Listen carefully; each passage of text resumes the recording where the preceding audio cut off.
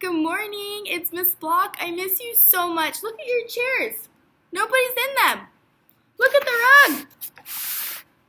Nobody's with me. It's just me. I'm in the classroom, and I thought it'd be fun if we could do a read aloud from school. So here I am. Are you ready?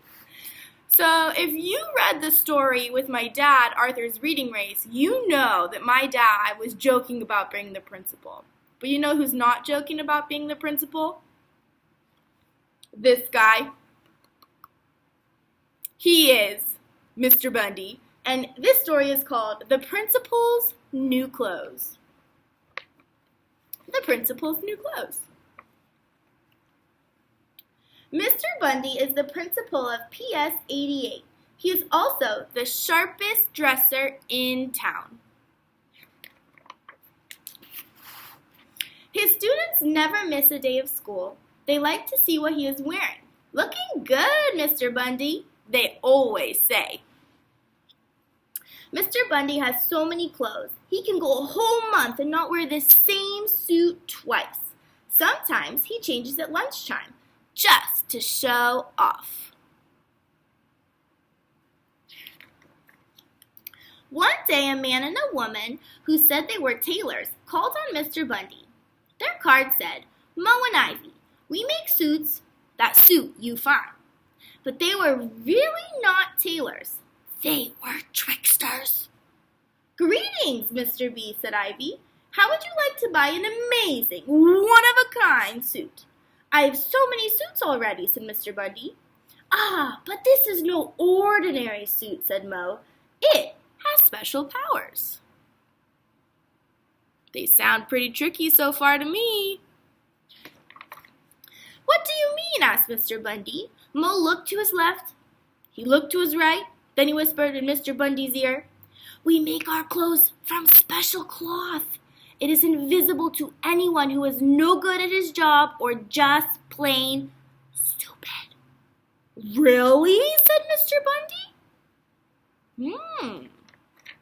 "Yes," said Ivy. "Not only will you look great, but you can find out if anybody in your school is no good at his job or stupid." "That is amazing," said Mr. Bundy. "Now if you'll take off your jacket and lift up your arms, sir," said Ivy, grinning, "we will take your measurements." "We will also take your money," mumbled Mo.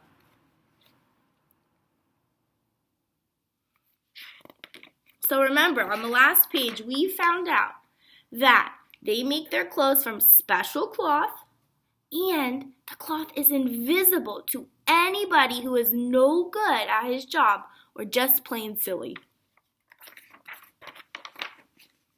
The next day, Mo and Ivy set up a workshop in the gym. It was not long before the whole school heard about the amazing cloth and wanted to see it.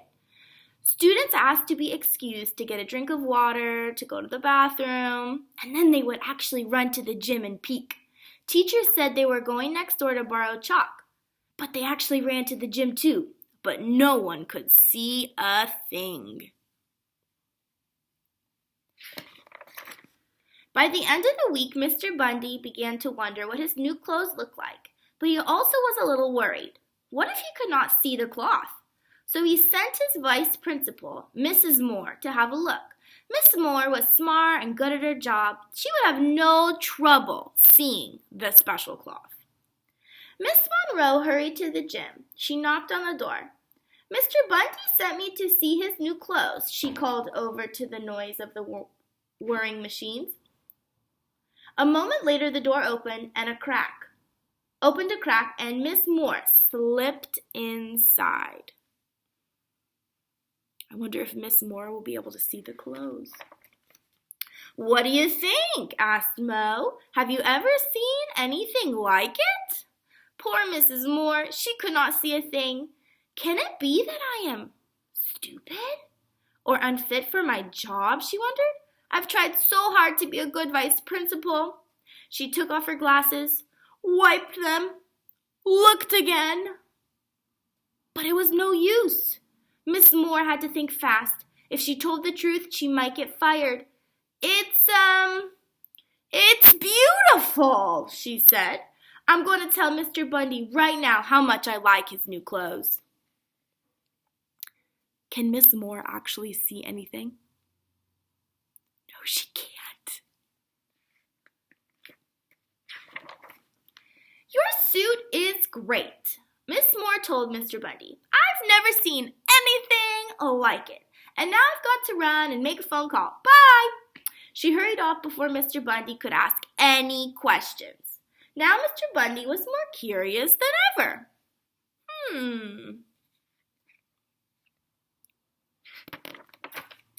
He stopped Roger in the hall. Roger was one of the smartest students in the school. If he couldn't see the suit, nobody could.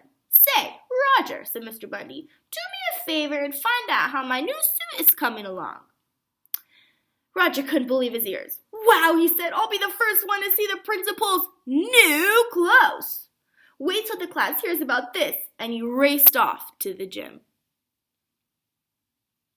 He probably feels pretty special that he's the only kid the principal's asked, huh? The door was still open, so Roger peeked inside. He could see Mo and Ivy at their sewing machines hard at work, but he could not see the cloth. Oh no, Roger thought. If Mrs. Feeney finds out I can't see this cloth, she'll say I'm stupid. She'll fail me for sure. On the way back to his class, Roger poked his head into Mr. Bundy's office. Super suit, he said. What does it look like? Asked Mr. Bundy. I can't stop now, Mr. B. Mrs. Feeney is giving us a test, and I wouldn't want to miss it. Did the student actually know what the suit looked like? Yeah, he did, but he can't see it, right? Mr. Bundy couldn't stand it any longer. I'll have to go see for myself. He marched down the hall and walked into the gym. Mr. Bundy looked at the empty machines. He blinked once. He blinked twice. He began to tremble. How can this be, he wondered. Am I really no good at my job? Is there anything wrong, asked Ivy. Oh, no, said Mr. Bundy. The suit is, it's fantastic. I can hardly wait to try it on.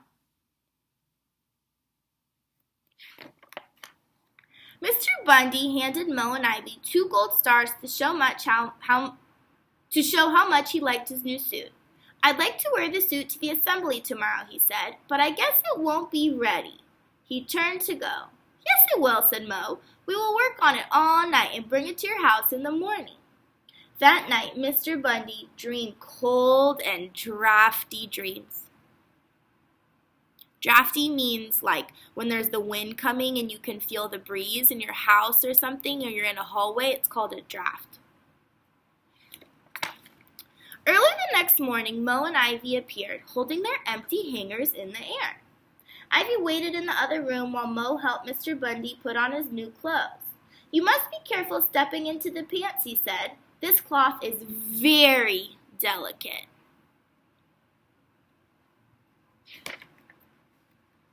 Ivy tried not to look at Mr. Bundy. Aren't your new clothes light? She asked. It's almost like having nothing on at all, isn't it? Mr. Bundy stared at himself in the mirror. He prayed that the rest of the world was smarter and fitter than he was. Are you coming to the assembly? Asked Mr. Bundy. Thanks, but no thanks, said Ivy. We have a bus to catch. And now, if you could pay us, we'll just run along.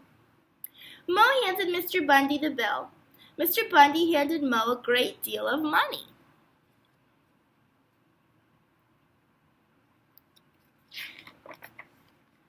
On the way to school, Mr. Bundy's neighbors all raved about the clothes they did not see. After all, they did not want their friends to find out that they were stupid or no good at their jobs. Mr. Bundy walked into the auditorium. As he walked down the aisle, he could hear whispers all around him. Mr. Bundy thought he must be the only stupid person in town.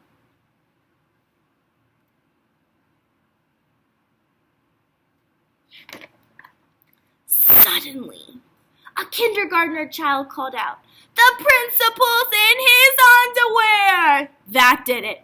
Everyone burst out laughing. The truth had to be told. Mr. Bundy and the teachers and the students knew that they had been tricked. No one had been willing to tell the truth because they were worried about what others would think of them. Mr. Bundy stood on stage, red in the face, knees shaking from the chill, but not before long.